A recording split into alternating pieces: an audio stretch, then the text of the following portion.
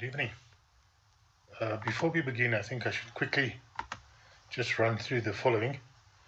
Days run from 6 a.m. to 6 a.m. Months begin on the day after the full moon. 24-hour day is from 6 to 6. Red is God's Mazzaroth clock. Blue is Gregorian calendar days. Black is full moon calendar days. Purple is the Exodus timeline. And the Bible counts inclusively because they didn't have zeros back then. So what we are going to be talking about today is this timeline of Brother Joshua's that I superimposed on the full moon calendar. The full moon calendar can stand on its own as well. It was just very interesting to me to see that his timeline also fits. So before I begin, I just need to say something to the Pharisees that kept on saying in the comment section of my previous video that the rapture is not on the 5th or the 6th. If you watched my last video, you would have seen that I have it as being on the 8th and the 9th. It's not changed, of November. You mock without having even watched the video. Whether I'm right or wrong, God wants his loyal followers to encourage each other. I know that God wants us to decode the day of his return. Otherwise, he would not have left any clues at all. How are we to learn from each other if we can't share what we find? I know the words of no man can know the day or hour, and I know the context better than any Pharisee. If you still believe this, I suggest you better listen up. 1 Thessalonians 5 verse 4 says this, "But you, brethren, are not in darkness, that day should overtake you as a thief." Do you understand what Jesus is saying here? He says that if the day overtakes you as a thief, it will be because you are in darkness and not saved. Revelation 3 verse 3 says this, "Remember therefore how thou hast received and heard, and hold fast, and repent. If therefore thou shalt not watch, I will come upon thee as a thief, and thou shalt not know what hour I will come upon thee." The Greek word for the word watch is Gregorio, and it means to give strict attention to. Know that Jesus says if you are not watching, then you must repent. The implication of these verses are not only that if you don't watch, he will come upon you as a thief, but that those that do not at least feel the season approaching are in darkness and therefore not saved. His flock knows his voice, and we know his return is near. The Bible says in Matthew 24 that the mockers will be placed not with the tribulation saints, but with the unfaithful. We will continue to use our brains to try and solve his marvelous riddle. And I want to thank Jesus for keeping us engaged with him like this during the end times. It is a marvelous adventure. You will note that I superimposed Joshua's timeline on the full moon calendar timeline. But the full moon calendar timeline can stand alone, and it will still show the same rapture date. Nothing I'm doing here changes the rapture date. Everything I'm doing here involves the immediate period after the rapture and affects only the last 3 days of the Exodus process. The high watch date for the rapture remains November 8 from 6 in the morning to November 9, 6 in the morning, as the full moon calendar runs from daybreak to daybreak. I will now quickly summarize the completed Exodus timeline before explaining it. The rapture process began with the Revelation 12 sign that occurred on the 23rd of September 2017, and the 8th anniversary of which was on the 23rd of September 2025. Babies were circumcised on the 8th day, indicating removal of the flesh. The Exodus process began on Brother Joshua's dates that he gave us, which was the 23rd and 24th of September on our calendar. And the evening, it began on the 15th of Nisan, when the Israelites left Egypt. 23 to 24 days later brings us to the 16th and 17th of October 2025, which was the second set of dates that Joshua gave us, and is the Day of Atonement on the full moon calendar. 24 days later brings us to the rapture on the 8th and 9th of October. This is also Cheshvan 17 on the Jewish calendar, the day of the flood. I used the 23 and 24 because those were numbers Joshua gave us. And if you add 23 and 24, you get 47, which is the exact time that the Israelites took to get to Mount Sinai. We were meant to be raptured on the Day of Atonement on the 16th and 17th of October, but had a 21 days delay, referring to Daniel 10, which brings us to the Feast of Trumpets on God's Mazzaroth clock on the 6th and 7th of November. This is also the first day of Zifan, when the Israelites arrived at Mount Sinai. I will explain this a little bit later. But we will experience another 3 days delay due to Hosea 6 verse 2 and Daniel 10. This will bring us to our rapture day on the 8th and 9th of October, which is now Sivan 3. On Sivan 2, Moses went up the mountain for the first time and God offered the covenant. On Sivan 3, Moses reported the people's acceptance to God. On Sivan 3, which is the same day as the rapture will take place, on November 8 and 9, is when those that accepted Jesus' covenant will be accepted by God. You see the parallels. 3 days after the rapture is Sivan 6, which is the day God descended to Mount Sinai. Sivan 6 is also Shavuot, when Jesus poured out his Holy Spirit on the people of the world.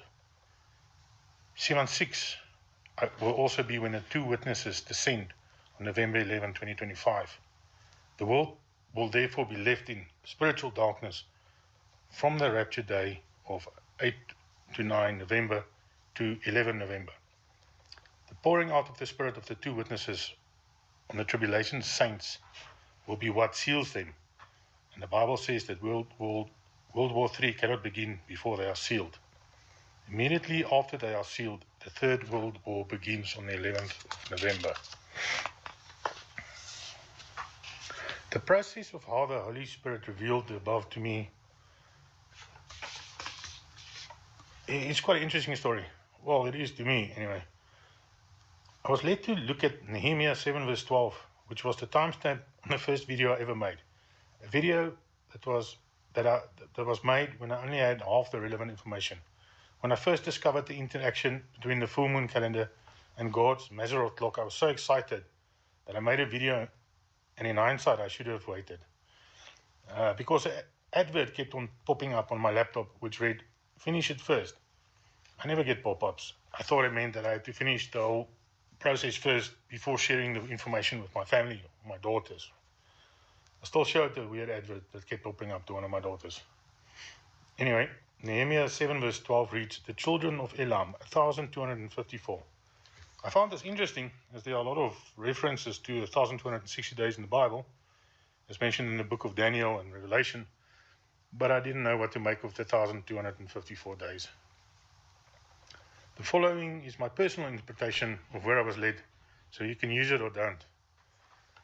So I looked at the verse again, the children of Elam, 1,254.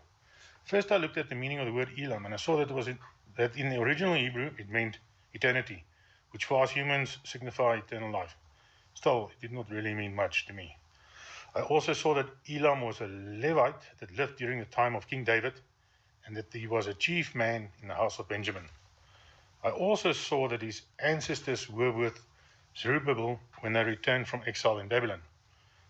I then looked at the name Zerubbabel in the Bible and saw that it was mentioned in Zechariah 4, which immediately piqued my interest, as I know from previous studies that Zechariah 5, when correctly translated, describes the Third World War in excruciating detail. Incidentally, the word woman in Zechariah 5 is incorrectly translated, even in the Strong's Concordance, as oftentimes the Hebrew words were without the nikodots, which are the dots above or below a word that can significantly change its meaning. It actually means all-consuming sacrificial fire, as in explosions, and the flying scrolls are described in detail as missiles. But anyway, basically Zechariah 4 is about the 2 witnesses in the book of Revelation that the book of Revelation describes will testify for Jesus and the Word of God during the end times. Now I was very interested because my timeline has got everything to do with eschatology. Zechariah 4 describes a lampstand lampstand with a bowl at the top which gives oil to 7 lamps. There are 2 olive trees which provide oil to the bowl. The 7 lamps are the 7 spirits of God, which is a symbolic description. They are, number 1, the Spirit of the Lord. This is the divine presence itself, Jesus' own Spirit. Number 2, the Spirit of wisdom. This is the ability to see and apply truth rightfully. Number 3, the Spirit of understanding. This is spiritual insight and discernment. Number 4, the Spirit of counsel. This is the spirit of guidance and sound judgment. Number 5, the Spirit of might. This is the spirit of power and strength for action. Number 6, the Spirit of knowledge. This is the spirit of awareness of God's will and truth. And then last one, the Spirit of the fear of the Lord. This is reverence and awe towards God. The only thing I immediately understood was that the tribulation saints were going to need all of the mentioned above to survive. I'm not going to speculate on the identity of the 2 witnesses now, but Zechariah 4 further describes that the one olive tree is Zerubbabel, and that he was one of the founding fathers of the faith when they returned from exile in Babylon. I zeroed in on Zerubbabel following the crumbs left for me. I now refer to Zechariah 4 verse 6. Then he answered and spoke unto me, saying, This is the word of the Lord unto Zerubbabel, saying, Not by might, nor by power, but by my Spirit, said the Lord of hosts. Zerubbabel, of course, has human characteristics, but the Holy Spirit lives within him, the Spirit of Jesus. In Zechariah 5 verse 9, we read, The hands of Zerubbabel have laid the foundation of this house. His hands shall also finish it. And thou shalt know that the Lord of hosts has sent me unto you. It basically says that Zerubbabel was the foundation of the church after the return from exile, and it says that he will be there during the end times. The other olive tree could be Joshua, Moses, or even Elijah. Who knows for sure? There are many different options about who the 2 witnesses are and whether they will be physical or spiritual. I believe they will be spiritual, because how else are the tribulation saints going to do the great wonders that the Bible say they will be able to do if they do not have a form of the Holy Spirit within them? Now I was really engrossed, and I went back to the 1,254 days and where it could possibly fit on my timeline. I knew that the 1,260 day count begins on the 6th and 7th of November, which is the Feast of Trumpets on God's Mazaroth clock. It's also Sivan 1 on Brother Joshua's Exodus timeline, if we say that the Exodus timeline took 44 days, and counting from the first day after the evening of Nisan 15, as the full moon calendar counts from first light to first light, we get 14 days from Nisan to ER, adding ER's 29 days, and the first day of Sivan we get to 44 days, which brings us to the Feast of Trumpets on God's Mazaroth clock. We also know that the Exodus journey ends 3 days later on day 47, when we reach our symbolic Mount Sinai on Sivan 3, which is November 8-9 on the full moon calendar and the date of our possible rapture. I felt compelled to use the 44 days as a count symbolizing a journey without any delays, which brings us to the Feast of Trumpets and Sivan 1, and then to use the 47 days as a count which included our journey with delays, which brings us to Sivan 3. This is all in relation to after the rapture. Subtracting 6 days from 1,260 days to get to the 1,254 days, which is what I was led to, brings us to Sivan 6. A very interesting fact is that Sivan 6 is Shavuot, or Pentecost, which we know is the day that Jesus poured out his Holy Spirit on the people of the world. And on the full moon calendar, Shavuot falls on the 11th of November. Although God begins to act on the 6th and 7th of November on his Feast of Trumpets by raising or reviving the dead on the 2nd day and raising them up on the 3rd day, it is my premise that the 2 witnesses will specifically begin their testimony through the tribulation saints on Shavuot on the 11th of November, which is 3 days after the rapture and 6 days after God's Feast of Trumpets. Then I started thinking about the 3 days between the rapture and the pouring out of the Spirit of the 2 witnesses on the tribulation saints. 3 days in which the Spirit of God would be completely absent from the world. 3 days of spiritual darkness will fall on the world. If a war broke out, there could be some physical darkness as well, depending on how severe the war is. I think the calendar is finally completed because after I received the last insight, I had a dream, and please don't take note, I do not ever dream. And whenever I do remember something, which is nearly never, it is always a jumbled mess of nonsense. I've been having some pretty intense experiences with regards to the Holy Spirit the past 3 months or so. But my prayers to God have always been to keep me in the truth. I also never ask for any dreams or anything because it's a matter of personal importance to me that I finish my journey through life based on faith alone. Anyway, it was a simple dream. I was dreaming my usual nonsense that I can never remember, and then suddenly, crystal clear, only for a second, I saw a beautiful white horse. The picture was crystal clear and imprinted into my mind. It was unlike anything I've ever experienced before. The horse disappeared, and some time later, crystal clear words appeared which read, "Let's do it together."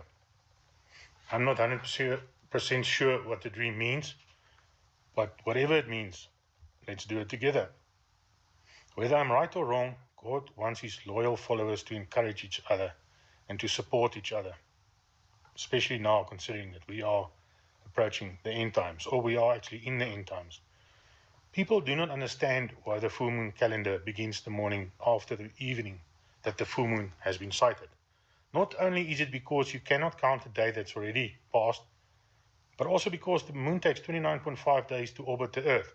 So you can either place the full moon at the head of the month, which would place Jesus' crucifixion 1 day before the solar eclipse that was visible in Jerusalem on the 28th of April in the year 32, or you can place the solar eclipse on the 14th of Nisan, on the day of the crucifixion, which means that the first day of the month is always the day after the full moon was sighted, the evening before, which makes perfect sense because you see it and then you start counting the next day. For me, it was an easy choice since Jesus is the center of my universe. I placed the 14th of Nisan on the solar eclipse date and worked out the correct calendar sequence from there. Therefore, on the full moon calendar, the first day of the month is the 6th or 7th of November, which is the Feast of Trumpets on God's Mazzaroth clock. And I have the rapture day is 3 days later after that, counting inclusively on the 8th and 9th of November, due to the delays mentioned in Isaiah 6 verse 2 and Daniel 10. If I'm repeating myself a lot, it's just because the mockers and scoffers, well, either they don't watch the video and just mock, or they simply don't have brains. I don't know. But anyway, this then concludes the Exodus timeline. Be blessed in the name of Jesus. Goodbye.